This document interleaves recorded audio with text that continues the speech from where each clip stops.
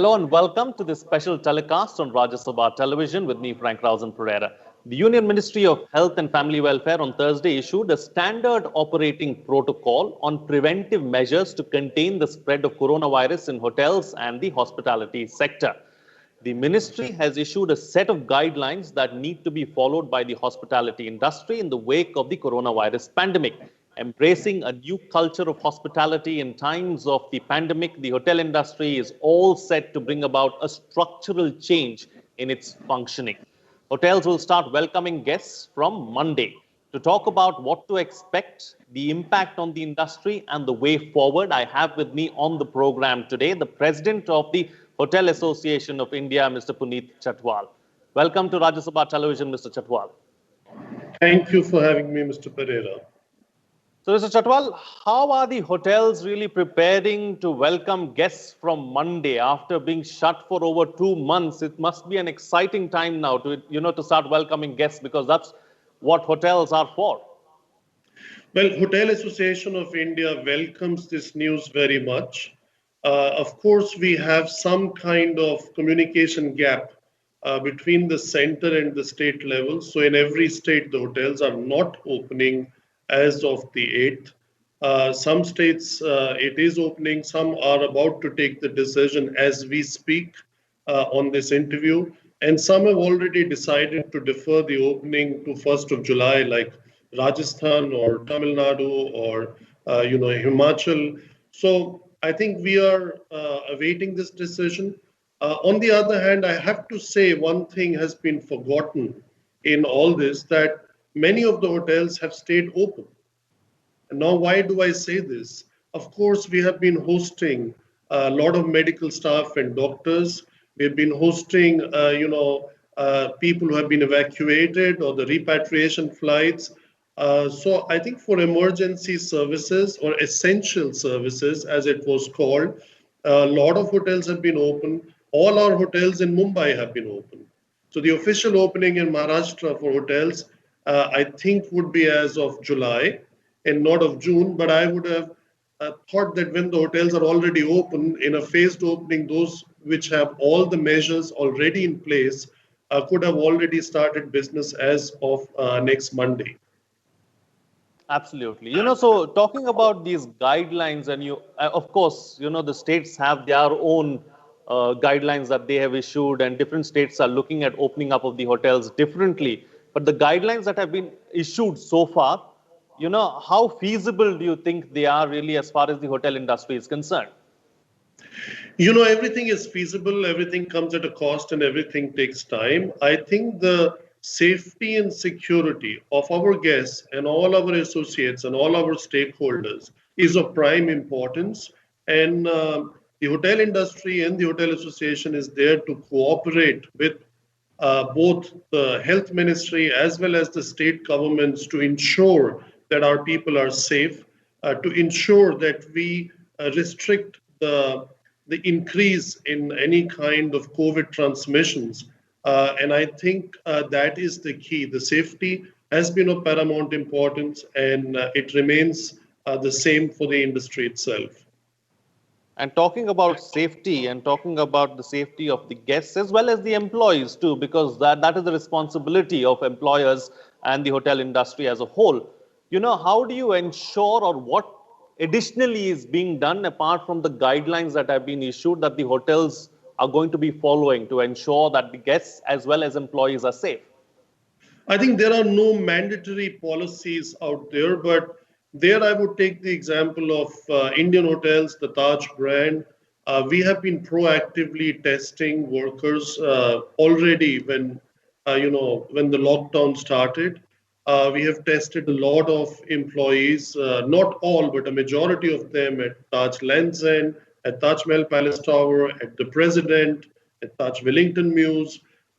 We make sure that all the procedures, for example, restricting this to Mumbai, all the procedures, all the guidelines laid out by the BMC are followed. We check on the entire contact history if somebody is found testing positive, be it guest or be it an employee. And also, we have been housing the staff in the last 2 months that is working in the hotels. in the hotel itself. So they are not coming in contact with anyone from the outside. And also practicing social distancing. So it's not like a lot of staff in one room. Is up till now, it has been one staff member per room to serve and host, as I said before, the medical workers or the people who have been using the flights for the evacuation. So, so I think there is a lot of a responsible business that is being practiced at all levels, and I think social distancing is the key. Sanitizing standards of at an industry level is the key. Those kind of materials that have to be used, and also I think the phased opening has one definite benefit and a pitfall. I mean, the opportunity is you don't get too many people in. The pitfall is obviously you can't make so much revenue. So if there's a restriction of having up to 50 people coming in for a function or a wedding or whatever, which would have usually been 500 people, is a loss in revenue. But as I said before, I think phased opening is good for the country, is good for the city or the state, and is good for the hotel itself, its employees, and its guests. You're talking about gatherings, you're talking about, how people congregate really as well as far as hotels are concerned, because that too contributes immensely to a hotel's business, giving out your halls or giving out the spaces that you have, the lawns, etc., for weddings, for any kind of functions. Now, with that being taken away, how much of an impact is it going to have on the revenue of hotels as a whole? Well, it has had a significant impact, the lockdown, on the revenue of the hotels. The occupancies were in maybe high single digits for the month of April or May, and that also for, like the essential services business only, or people who were stranded or stuck. So I think there has been a significant impact, but I think the worst is behind us. And, our memories are very short. We thought anybody, for example, coming from Europe was kind of transporting the virus. Today, if you look at the flattening of the curve, for example, in Germany, is very high. So the so they're almost out of it, and we are about to peak or have been peaking in the last 7, 8, 10 days, and I don't know if it goes on for another 10 or 15 days. So at some point of time, life will start coming back to normal. So again, comparing with Europe, Austria is opened up, the hotels have opened up, restaurants have opened up, Germany has opened up. Hamburg within Germany or Berlin is getting as busy as it used to be. And I think eventually this will also happen in India or on the Indian subcontinent. Whether it takes a month or 2 months or 3 months, that's anyone's guess today. Talking about restaurants, Mr. Chatwal, restaurants also constitute big business really as far as hotels are concerned. So the restaurants too are likely to open in many states come Monday. So, how are you going to look at that? How are you going to ensure that social distancing is in place? Because the footfalls are clearly going to come down. But then you'll also have to ensure that, probably tables are kept far away from each other. Maybe, people too sitting a little at a little distance. So how are you going to look at that aspect too? I think, as you answered it yourself, Mr. Pereira, as footfalls are going to be less, then obviously practicing social distancing is easier. So I think that part is taken care of. And how you serve the customers, how you reach out to them. And again, I think wherever the weather is nice, you don't have to be sitting inside a restaurant. You could be sitting outdoors and having a drink or a meal. So I think this is also happening as we speak already in many parts of the country and is happening very positively. So I think it is a continuous evolution which will take place with this crisis, and eventually life will return to the normal as we were used to. Let me talk about another aspect altogether. Hotels and hospitality is all about the smile and great service. Without the smile, is it going to become all that more difficult really to do your job? The very fact you mentioned smile, I started smiling. Maybe I was a bit serious earlier. I don't think, I think I think, as I said, you have to look it in three buckets. One is what we go through now, which we call during COVID. Then there will be a life post COVID, and then there will be a life which is post vaccine. So all the service with a smile will come back. I don't think the world is in for a life with masks only going forward, in the next 10, 20, 30, 50 years. So I think post vaccine, the smiles will be back. The namaste has always been our hallmark and now even copied by the rest of the world as a way to greet. So I think there is going to be a challenge in the short term, but eventually it is the people who make the difference. It's the people, especially in our industry, who make the difference. It is the service that makes the difference. It's that kind of culture. And you have to have a smile with that service. You have to have some kind of a gratitude with that service level. So this will all be back. It's gone away temporarily.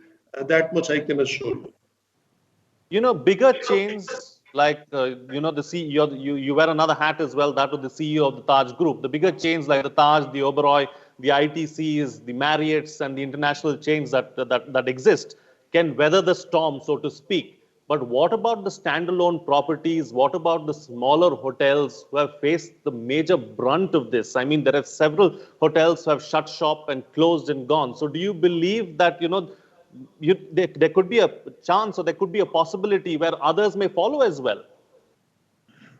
For sure, the others,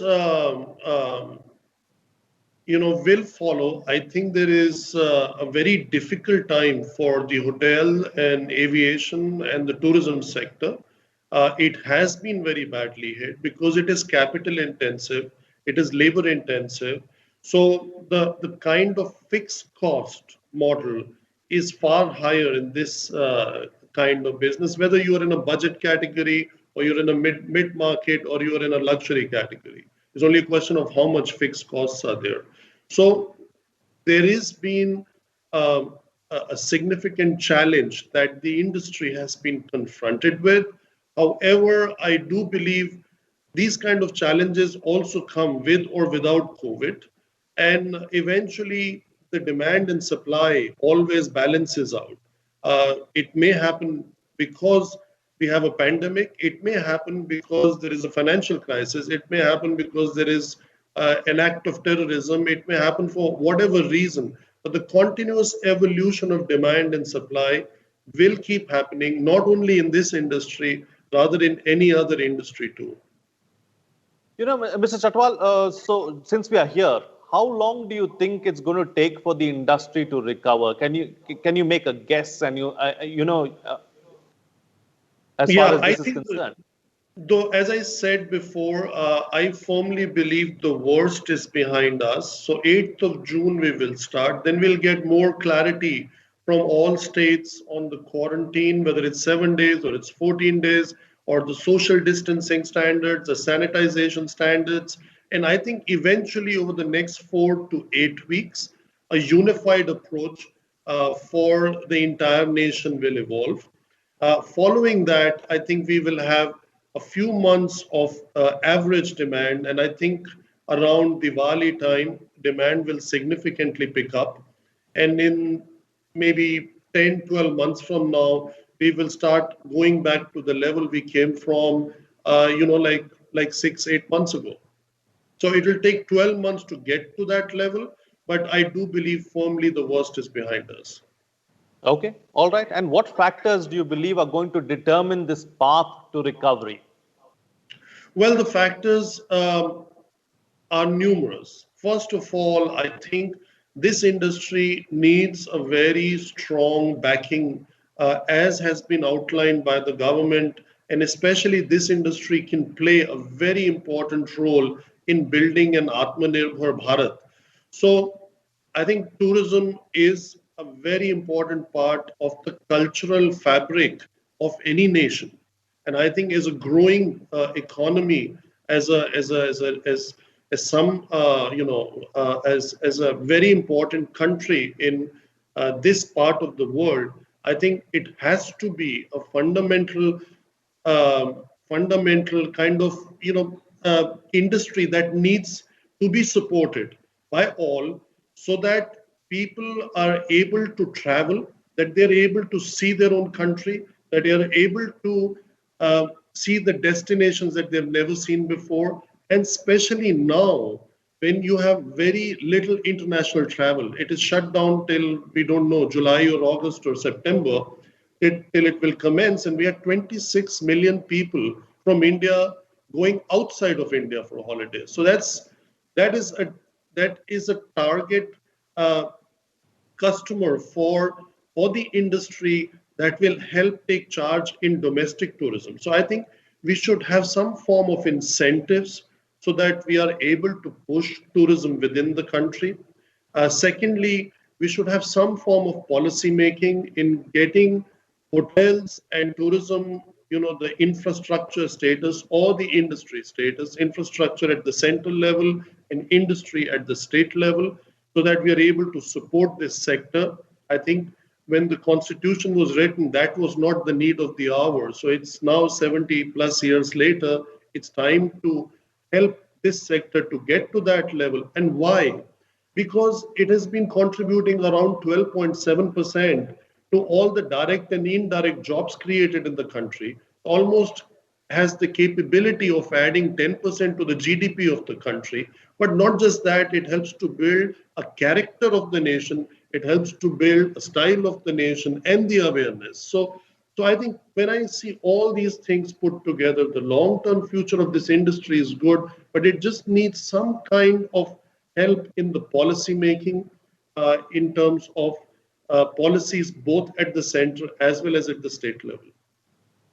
And there have been some innovations that have taken place as well. The hotel industry has done something new during the lockdown. You mentioned it yourself earlier in the interview. You spoke about how hotels have not been completely shut. They have opened up their doors for, for the healthcare staff. They have also done few other things. For instance, delivering food to several people and also opening up their restaurants for takeaway as well. So these are some things that the hotels have done. So what are some of the other innovations that we've seen over the last couple of months, Mr. Chhatwal?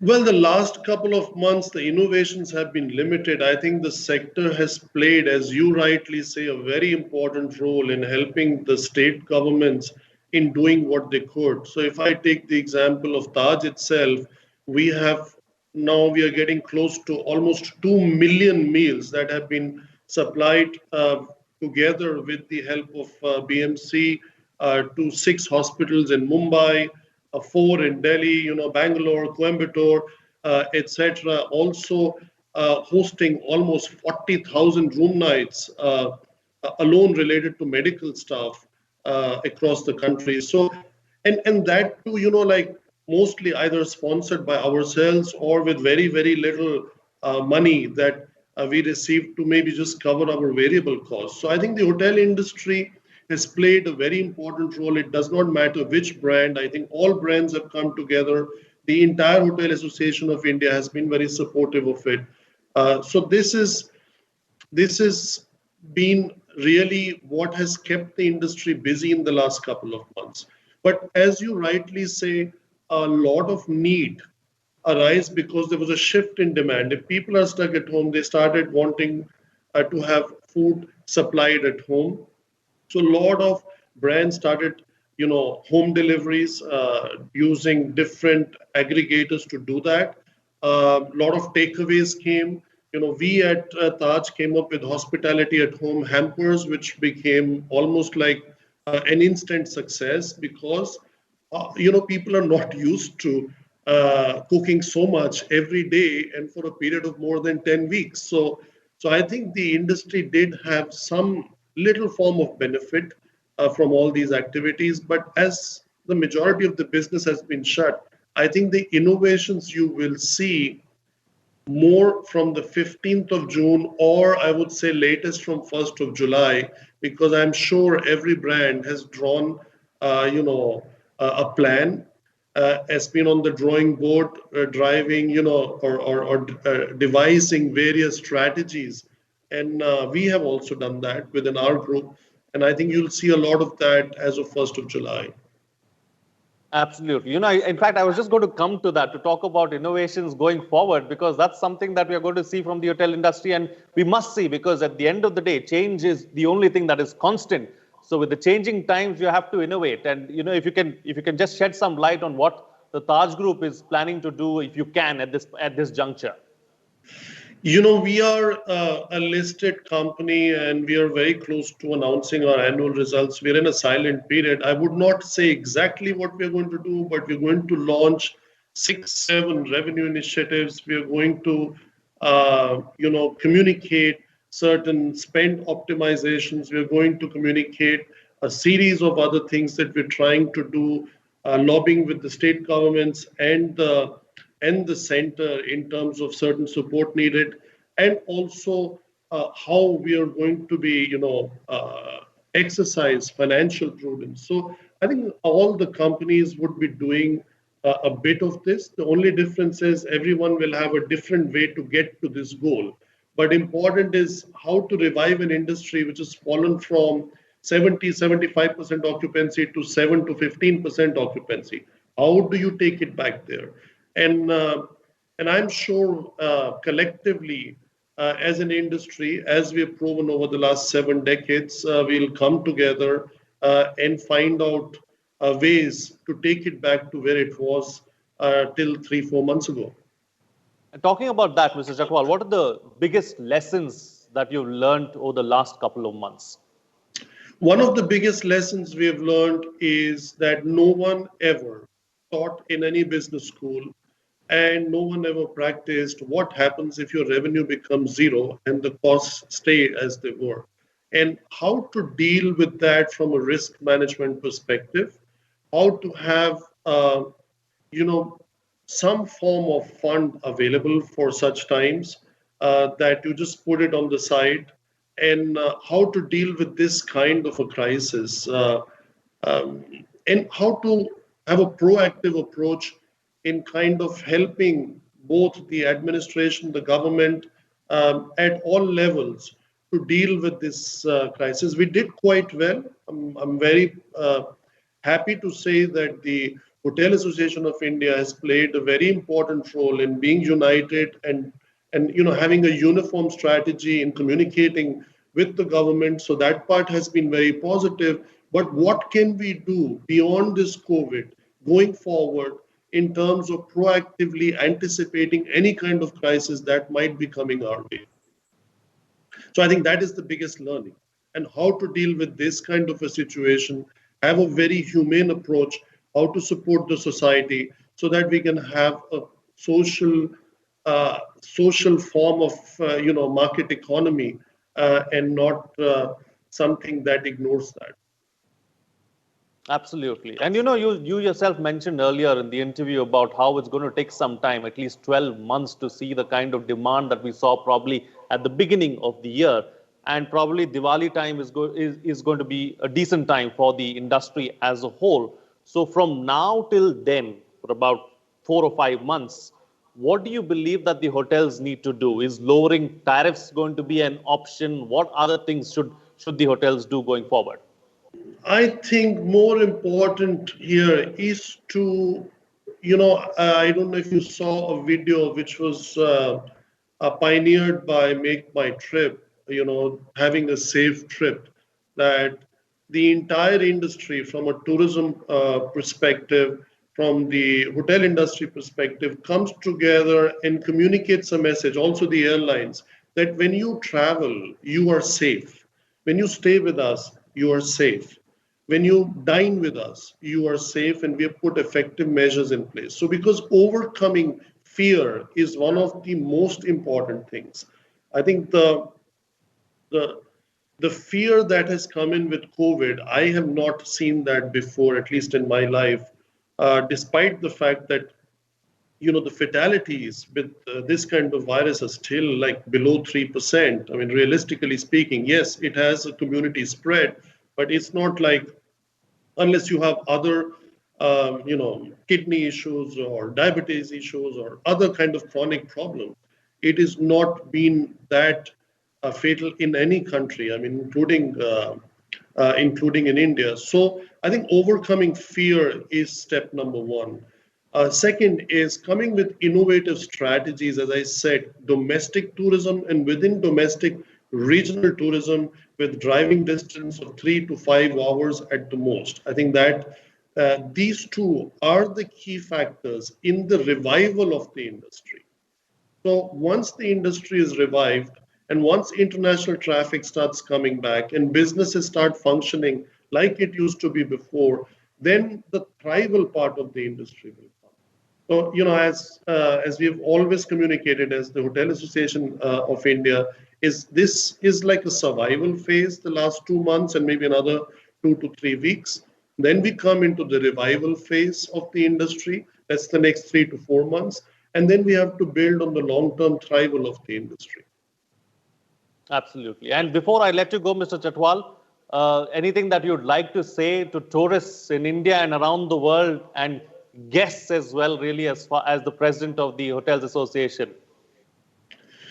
Well, please do come, stay with us. We can ensure you that you will be safe, whether you travel by air or you travel by your car, and you're staying in our hotels or our villas or cottages.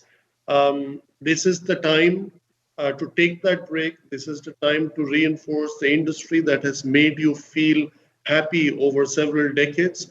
And this is the time for you to make this industry feel happy and proud to be of service to you and to the service to the nation and help to contribute towards the GDP, contribute towards the creation of jobs, and help to revive the economic sentiment. And the economic sentiment cannot revive when you don't see happy people dining in restaurants and having a good time. That's very important psychologically to see happy people, not only people having money in the bank account. Absolutely. All right. On that note, then I'll have to call it a wrap on this interview. Thank you so much, Puneet Chhatwal, for joining me on the program and sharing your views and perspectives as far as the hotel industry is concerned. With that, it's a wrap. Thank you, Mr. Pereira. Thank you so much. Thank you.